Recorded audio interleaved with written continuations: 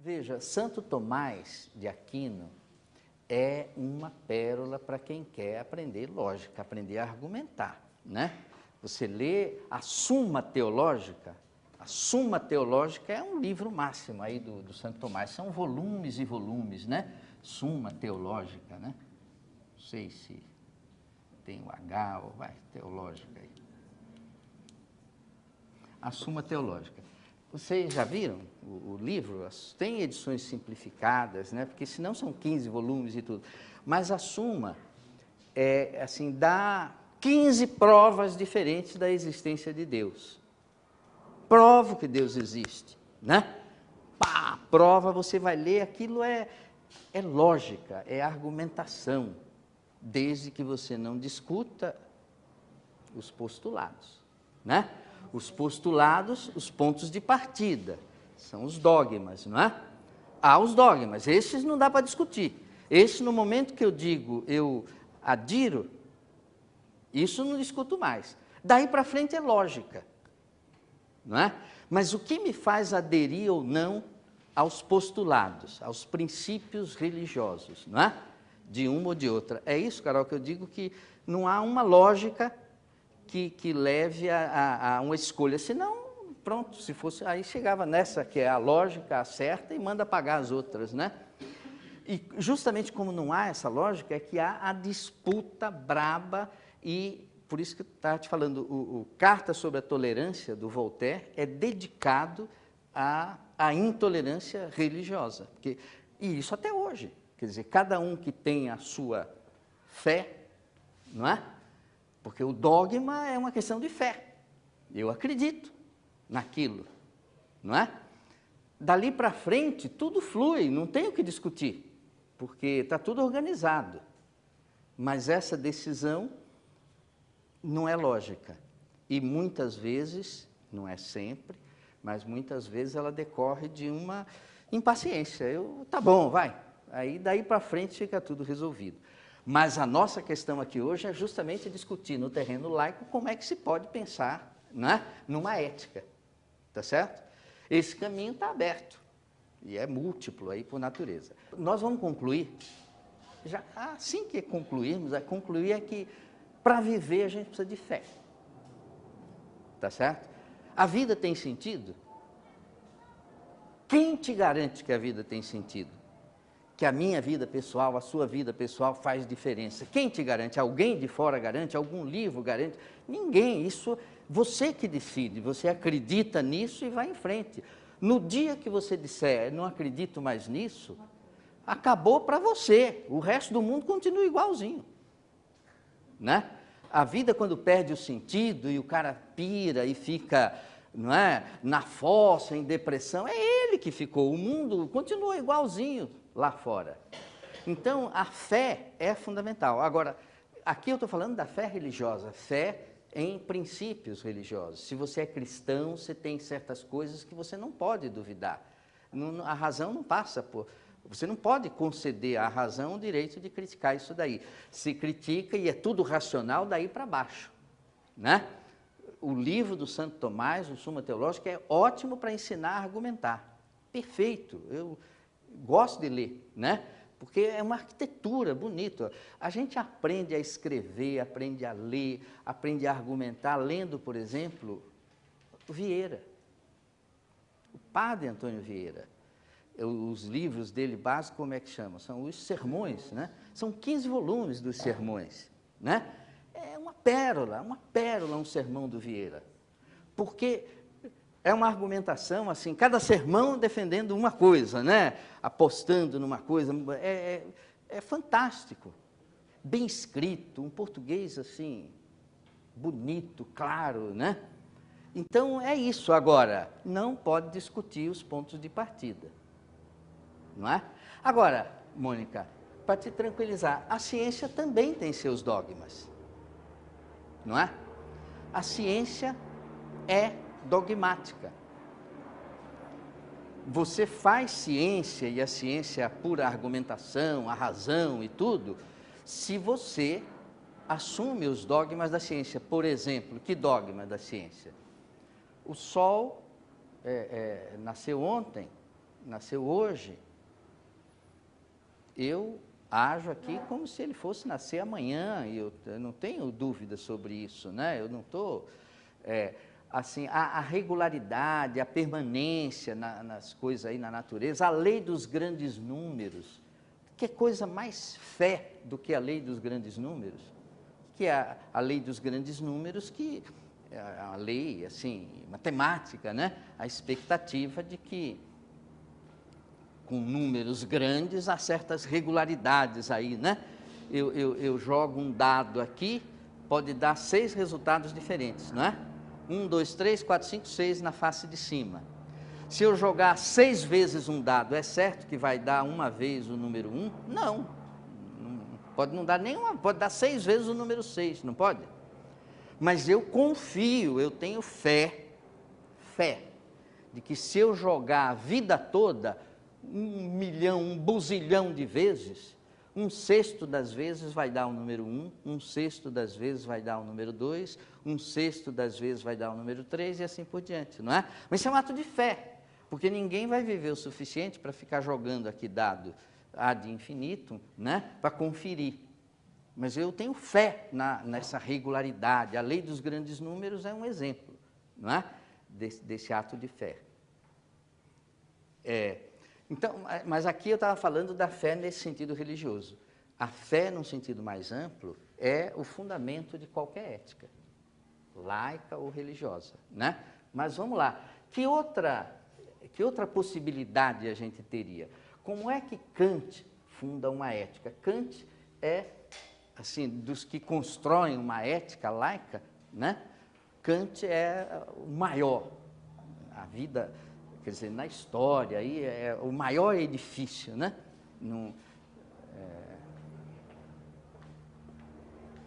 Como é que o Kant constrói aí uma ética?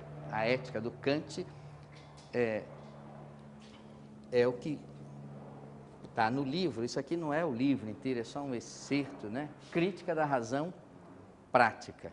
A crítica da razão prática é a ética, né? O Kant escreveu 3 críticas, né? E a construção teórica do Kant são 3 grandes livros. Isso aí é um extrato, né? 3 grandes livros que são Crítica da Razão Pura, aí é a ciência, é a razão pura, a ciência como pura razão, a matemática, né? Então, a Crítica da Razão Pura, a segunda grande obra do Kant, é essa, não esse livrinho, mas esse título, né? Crítica da Razão Prática, e a Crítica da Razão Prática é onde ele funda uma ética, né?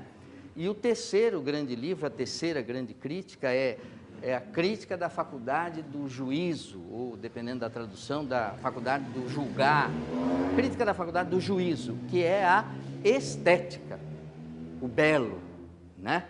A ideia do belo, né? Então, é um bruto de um edifício, né? Fantástico, fantástico. Isso é no século XIX, né? Bom, um desses 3 pilares desse edifício kantiano durou pouquíssimo. A Crítica da Razão Pura. Mas durou pouquíssimo, não é que não vale nada e desabou, mas deu zebra com a ciência. Porque o Kant, ele está no século XIX, e no final do século XIX, o que acontece? Acontece a explosão, assim, nos fundamentos da matemática, né? As geometrias não euclidianas, geometria não euclidiana, né? Quer dizer, até aí se pensava que havia uma geometria. Uma geometria, no popular, é dizer assim, uma maneira de conceber o espaço. Então, o espaço é o que eu percebo. O Kant tem as categorias dele, o tempo e o espaço, como muito nítidas, mas o espaço e o tempo é o percebido imediatamente pelos sentidos, né? No final do século XIX, tem na matemática explosão dos fundamentos e as geometrias não euclidianas, quer dizer, há diferentes modos de eu perceber o espaço. Se eu perguntar assim, por exemplo, né? Isso aqui é um triângulo? É um triângulo. Quanto dá a soma dos ângulos, dos 3 ângulos desse triângulo? A soma dos 3 ângulos, alfa, beta e gama. Quanto dá essa soma dos 3 ângulos? Dá 180 graus. Se somar os 3 ângulos, dá 180 graus. Sempre, sim, sempre.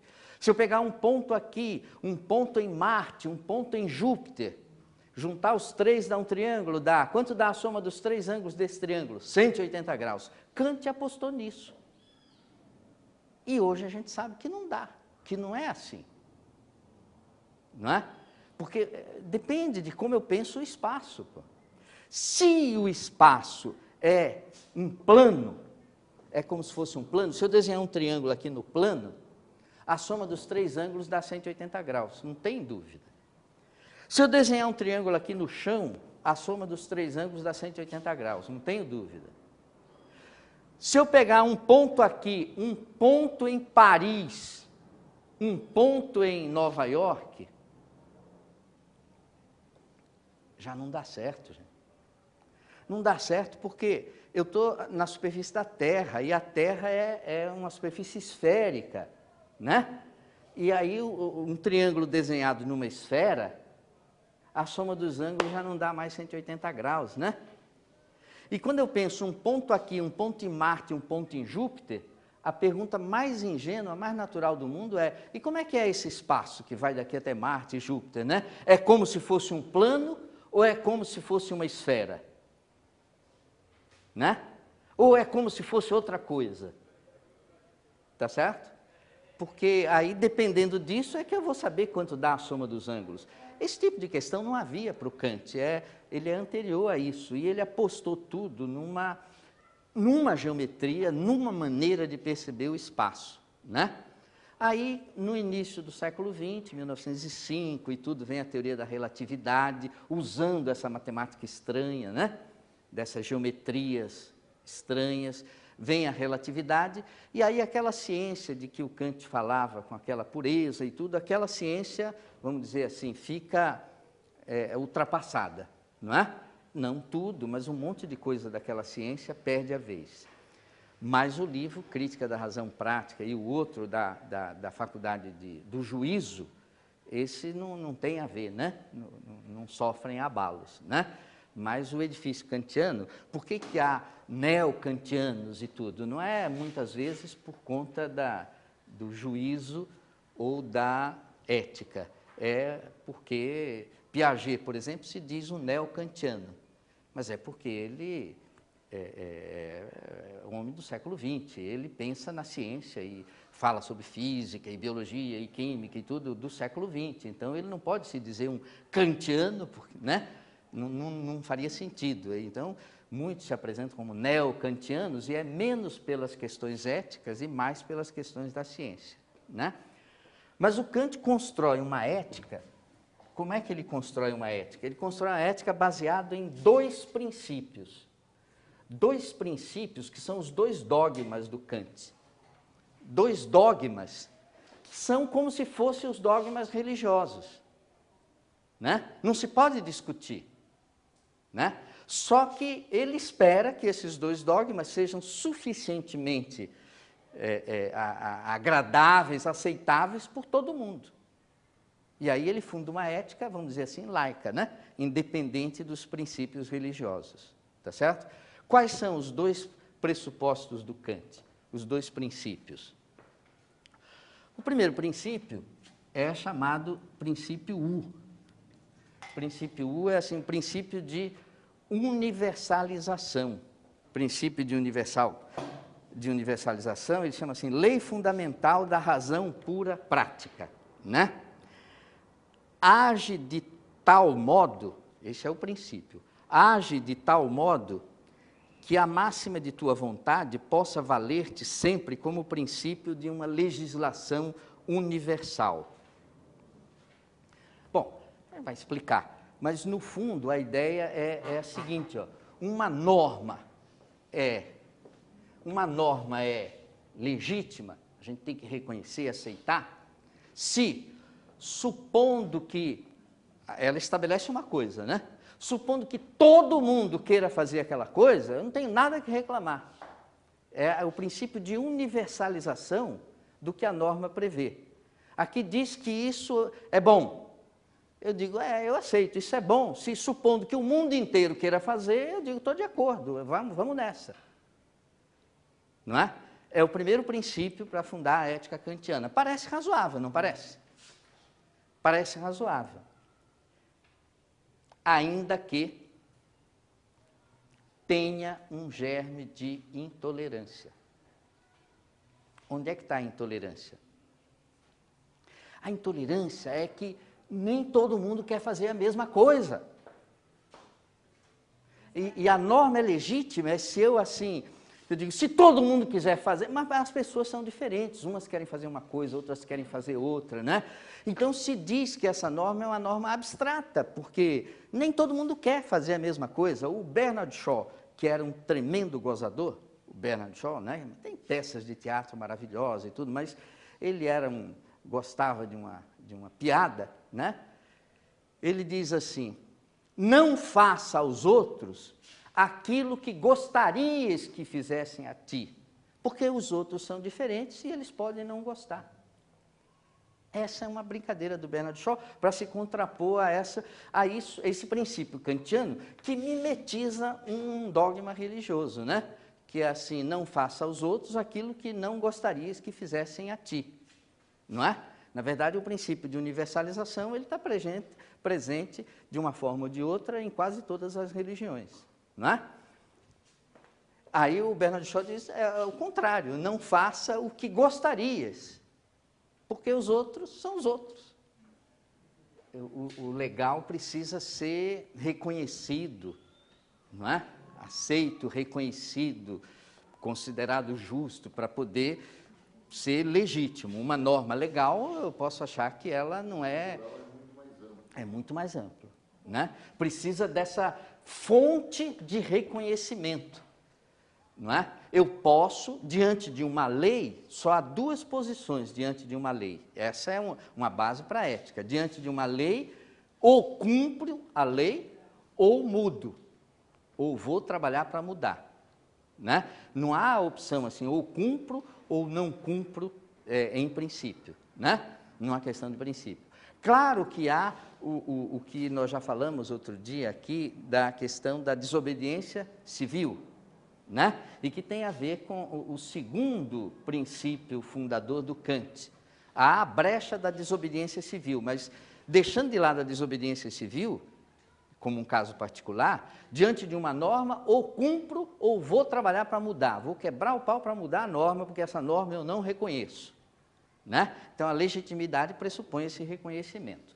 Pois bem, esse primeiro princípio, esse primeiro dogma kantiano, que parece aceitável, uma norma deve ser aceita, se supondo que todo mundo queira fazer, tenho nada para reclamar. Agora, o que acontece é o seguinte, se diz, isso é uma norma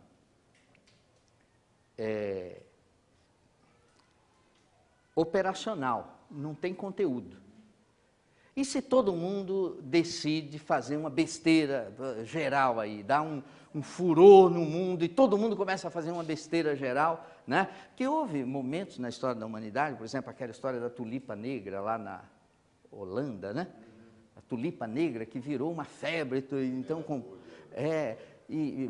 tá certo? Então uns delírios, há livros e textos assim sobre delírios mundiais, que o mundo inteiro saiu correndo atrás de uma coisa, não é? Aparentemente um consenso atrás de uma coisa, e era uma maluquice, não tinha fundamento. Ele dizia, e aí, não dá para fundar uma ética só na base do se todo mundo quer, então tá bom. A religião não é assim, né? A religião tem outros breques. Não basta esse princípio, né? Aí o Kant pôs o segundo princípio. E o segundo princípio é o da pessoa, não é? O da pessoa como valor fim. Ele falou, a pessoa é sempre um valor fim. Qualquer norma que torne uma pessoa um meio para se obter uma coisa que está fora dela é antiético. né? Usar uma pessoa como meio para fazer uma coisa que está fora dela é antiético. Não é? Usar o corpo, usar, né? Enfim, ter a pessoa como um meio é antiético, né? Então ele funda uma ética assim, com base nesses dois princípios.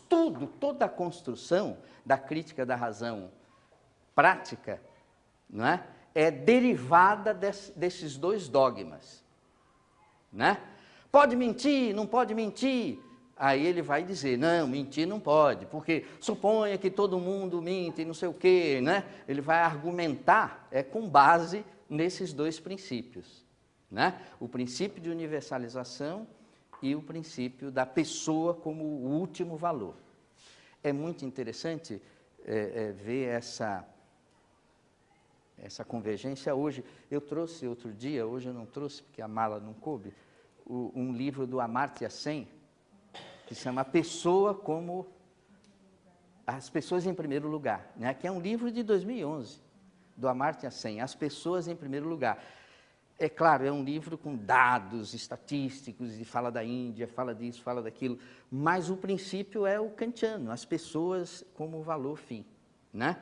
A economia está fazendo a água por tudo que é lado, furando essa máxima simples kantiana, né? As pessoas não são o valor fim, né? No modo como a economia se organiza. Para a economia, o PIB per capita é um grande indicador. Então, para aumentar o PIB per capita, mata a pessoa, tá bom, diminui o denominador, aumenta a fração, né? Você tem uma certa produção. Se diminuir a população, aumenta o PIB per capita, é bom. O que breca isso?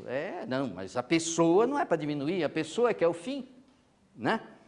O Amartya Sen tem um outro livro, fora esses, um livro que se chama Desenvolvimento como Liberdade, não é? Desenvolvimento como Liberdade, da Companhia das Letras também, traduzido, está tudo aí. E ele diz, olha, o problema da economia mundial, né, é que o que era para ser meio passou a ser fim. Ele diz o desenvolvimento, no sentido de desenvolvimento econômico, né, era para ser meio para a promoção da liberdade. O que é a promoção da liberdade? Diz, olha, a promoção da liberdade, tudo isso está desde as páginas iniciais, é um livro grande, né? Ele diz assim, a promoção da liberdade é o seguinte, um país é tanto mais livre, quanto mais a população, as pessoas conseguem realizar o que projetam, realizar os seus projetos. Uma pessoa com fome, o projeto imediato é se alimentar, tudo bem. Uma pessoa doente, o projeto imediato é sarar, tudo bem. Mas a pessoa que não está com fome nem doente quer fazer coisas, e um país é tanto mais livre, quanto mais ela tem espaço para realizar os seus projetos, né? Ele diz, para isso serve o desenvolvimento. Ele diz, só que hoje, o desenvolvimento, que era para ser meio, virou fim. O fim era as pessoas, e o desenvolvimento era meio. Ele diz, o desenvolvimento virou fim. E esse livro, O Desenvolvimento como Liberdade, né, é inteirinho dedicado a explicitar essa tese. Quer dizer, uma figurinha interessante, o Amartya Sen, né? Veja, ética e economia, veja o tema, é a ideia de valor transitando da economia, não é, para o terreno da ética, não é? Desenvolvimento com liberdade, isso que acabei de falar, não é? As pessoas em primeiro lugar, um outro livro que a pessoa é o valor fim. Ele ainda tem um outro que eu também já fiz referência aqui, que se chama Identidade e Violência. Identidade e Violência é o único dele que eu conheço que não foi traduzido ainda, mas vocês compram na Amazon em inglês ou baixa, e é livro baratinho, de 13, 14 dólares, né? Mas esse Identity and Violence, né? Identidade e Violência, o título é esse em inglês, a tese é a seguinte, né? Fala, olha, a fonte de toda a violência no mundo é a unidimensionalidade na caracterização das pessoas. Já falei disso aqui outro dia, né? É você olhar para uma pessoa e dizer, é uma mulher, ferrou, né? É mil coisas, é um negro, ferrou, é um muçulmano, ferrou, né? Abriu a porta para a violência. Quer dizer, uma pessoa é sempre um espectro de coisa, é uma mulher, eventualmente muçulmana, isso, aquilo, não é? Mas ele diz, somente uma pessoa pode, em contextos específicos, dizer assim, aqui eu me reduzo a isso, olhe para mim só assim. Por exemplo, você vai a uma reunião de pais numa escola e você é professor, e você diz, olha, esqueçam que eu sou professor, aqui eu estou como pai do fulaninho. Né? Mas isso é uma coisa que só a pessoa pode fazer, né? Ninguém de fora pode reduzir você a uma única dimensão. É um livrinho do Amartya Sen, Identidade e Violência. A autonomia é a junção assim da consciência, né? Com quer dizer, o respeito à lei, mas a lei que eu conscientemente acho justa. Né? Eu faço, então, a lei minha, autonomos, o nomos é lei, eu digo, essa lei é minha, mas é minha não porque eu fiz diretamente, mas eu fiz minha, né? Eu acho que ela é justa. Agora, o que torna uma lei justa é o que o Kant está tentando dizer. O que torna uma lei justa? Quais a razão, qual é o fundamento dos princípios, o que sustenta os princípios, não é? Agora, você vê, esse esforço de explicitar com essas duas pernas, assim, o fundamento, né, dos princípios, é o esforço da religião, né? Em cada uma, você vai ter os princípios, o que sustenta aqui no início. Essas coisas não dá para discutir. Se eu olho para aqui e digo, não, mas eu acho que algumas vezes as pessoas podem ser meio e não sei o que lá, bom, então eu saí desse referencial, eu devo estar procurando outro, não é? Habermas é uma tentativa moderna, porque o Habermas está vivo, né, e produzindo, de uma construção alternativa em relação à ética kantiana. Não chega a ser uma grande inovação, mas é uma construção alternativa. A ética do Habermas é chamada ética do discurso, né? A razão do Habermas é a razão comunicativa. Esse livro é um livro do Habermas, Comentários à Ética do Discurso, uma conversa sobre o que seria isso, né? A ética do discurso.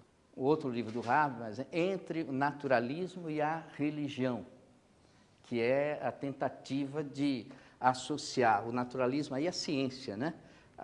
E o Kant, o edifício dele pressupõe a ciência direitinho, né? Como eu disse, a crítica da razão pura precisa ser adaptada, né? Mas é a ciência. E esse casamento daqui o Habermas tenta fazer nesse livro. É um livro muito interessante, tem em português, ó, Entre o Naturalismo e a Religião, né? A tentativa de síntese. Mas o que o Habermas faz para fundar essa ética do discurso, né? Bom, o que ele faz é uma crítica do princípio da universalização. Tem uma reformulação desse princípio de universalização, né? E a reformulação é a seguinte, ó. Diz, uma norma é legítima, a ética de Habermas é fundada só nesse princípio, né? Uma norma é legítima, né? Eu tenho que reconhecer, né? Se numa situação ideal de fala, situação ideal de fala, não é? A ética do Habermas é a ética do discurso. A razão do Habermas é a razão comunicativa. A ação do Habermas é a ação comunicativa, né? É a ação que busca não o êxito, a ação estratégica, mas é a ação que busca o entendimento, né? Então, a ação comunicativa, a razão comunicativa é que leva à ética do discurso. Ele diz, uma norma é legítima, né? Se numa situação ideal de fala, o que é isso? É uma situação onde todos os participantes do discurso tem a palavra e essa palavra não é formatada. Não é que eu dou a palavra, mas cada um pode falar de acordo com a sua origem, a sua cara, não é? Os seus bens.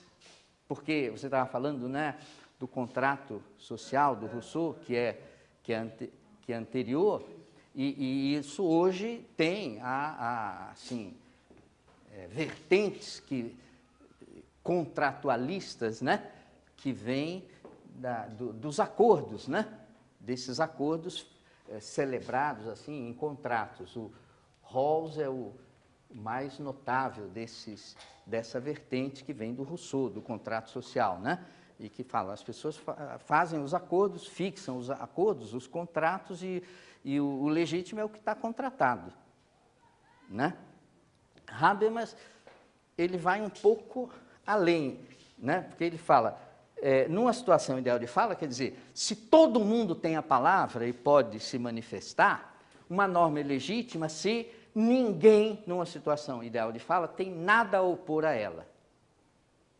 Eu propus a norma, todo mundo pode falar e ninguém foi contra. Aí essa norma é boa. Eita nós, haja fé, né? Qual é a fé do Habermas?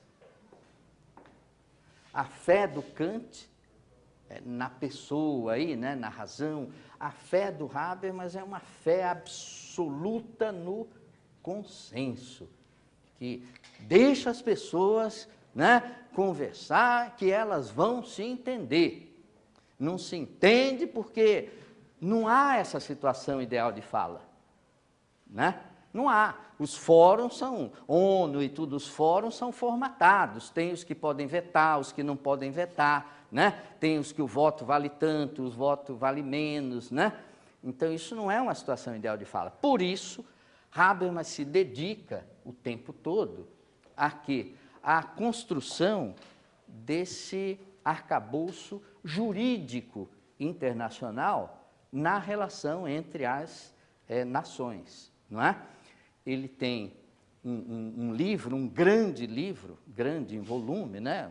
Um livro precioso, mas um grande livro em volume chamado Facticidade e Validez. Facticidade, relacionado com a realidade lá, e validez, né? E esse livro tem um capítulo precioso, que eu já cansei de tirar xerox e distribuir e tudo, né?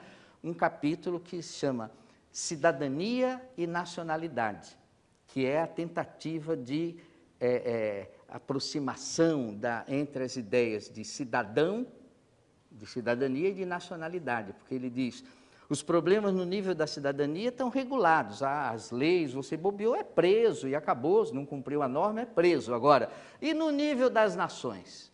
Não é? No nível das nações, as nações têm regras, não cumprem a regra, quem é que vai lá pôr o guiso no gato? Né? Quem é que vai lá prender ou punir? Não tem isso daí. Os tribunais internacionais são solenemente ridicularizados pelas grandes potências, não é? Não são levados a sério, né?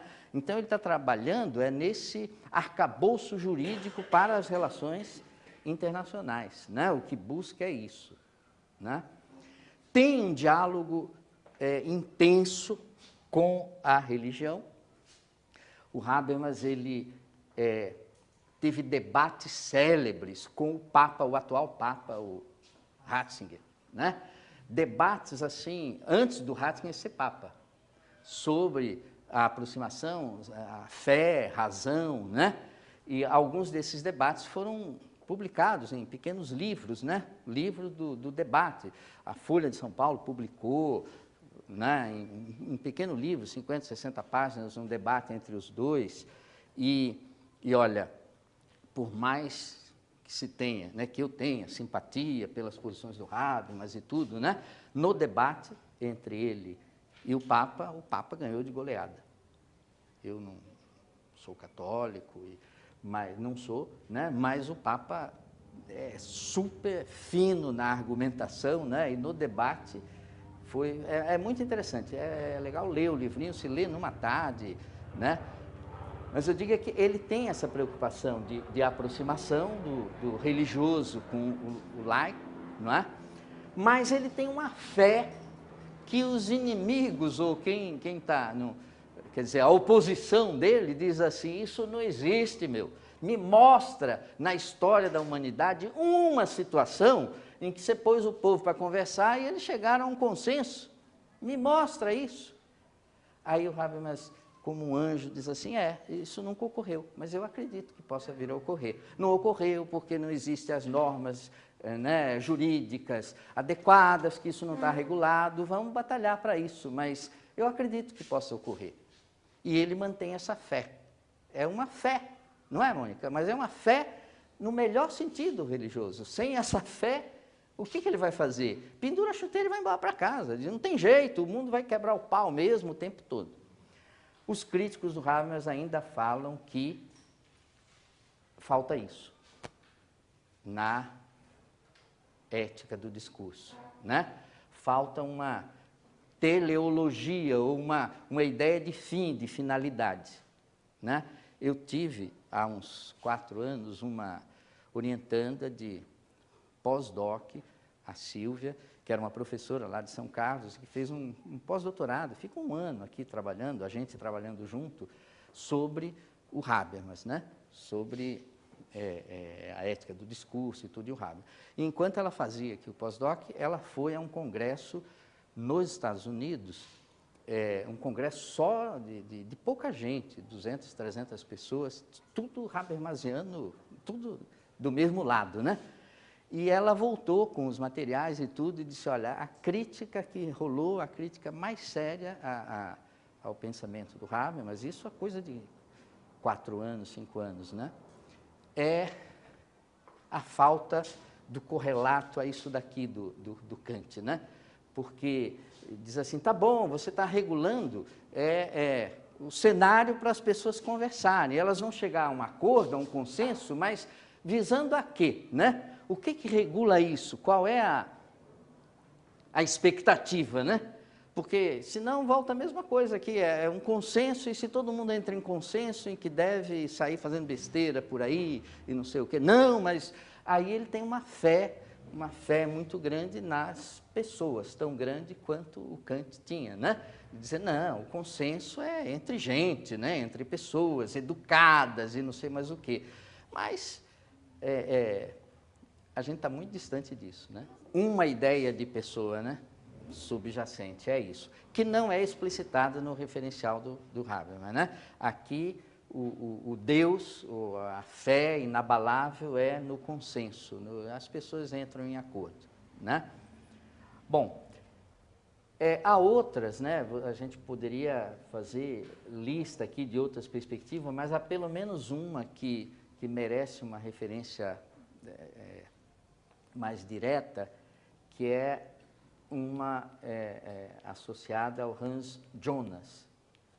Alguém já ouviu falar do Hans Jonas? Você já ouviu, Mônica? Hans Jonas é da biologia. E o Hans Jonas é da área, ele vem da área de biológica, das ciências biológicas, e ele escreveu 2 livros. Um livro O Princípio Vida, Fundamentos para uma Biologia Filosófica. E poucos anos depois, aí ele escreveu, quer dizer, esse foi o primeiro, mas ele escreveu esse que é bem diretamente associado ao tema de hoje, que é assim, o princípio responsabilidade. Não é? E o subtítulo é Ensaio de uma Ética para uma Civilização Tecnológica. Né? Como ele vem da biologia, então a argumentação, a fundamentação toda é científica, mas com base aí na biologia, né? E aí a fé do Jonas é na vida, mas na vida, e diz a nossa ação, a nossa responsabilidade. O princípio responsabilidade é esse, né? A nossa responsabilidade é pela manutenção da vida, mas a vida humana, né? que não se restringe apenas a manter o coração batendo, ao biológico, né?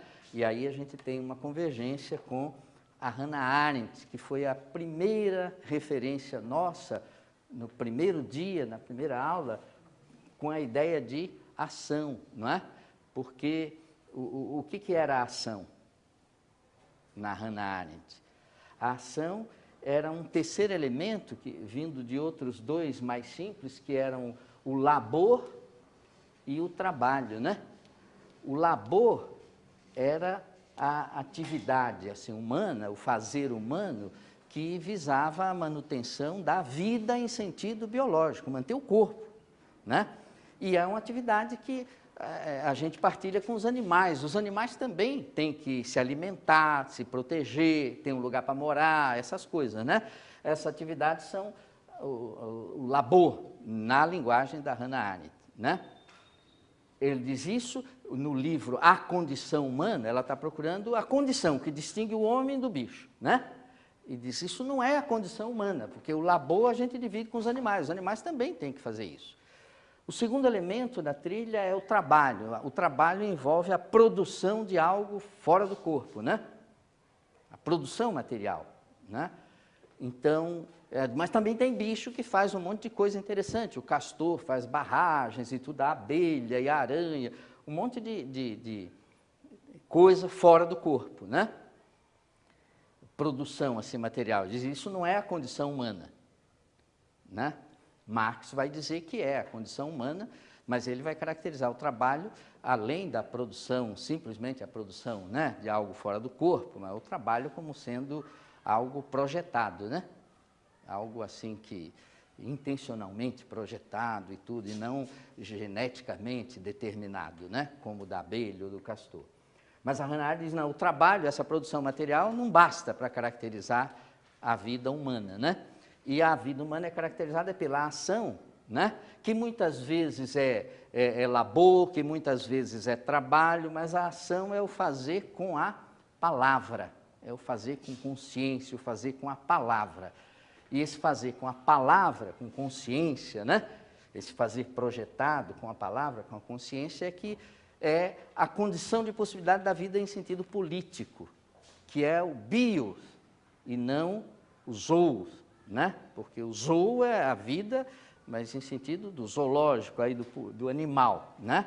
E o bios é a vida em sentido biográfico, político, né? Diz, essa é a condição humana, né?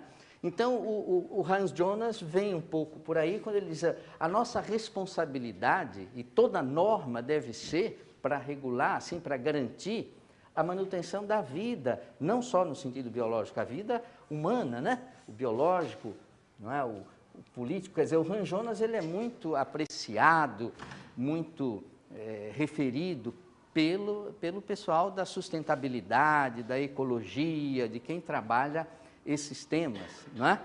Porque a vida na Terra, a vida no planeta, né? A vida em sentido pleno, não a minha vida isoladamente, né? E ele diz, a legitimidade vem disso, esse é o grande fundamento, né? Então, em vez de buscar na pessoa, ele vai buscar na vida, mas a vida pessoal, a vida humana, a vida que é a vida da pessoa, né? E o livro é muito bonito, o livro Princípio Responsabilidade, que é o passo adiante que ele dá a partir do princípio vida.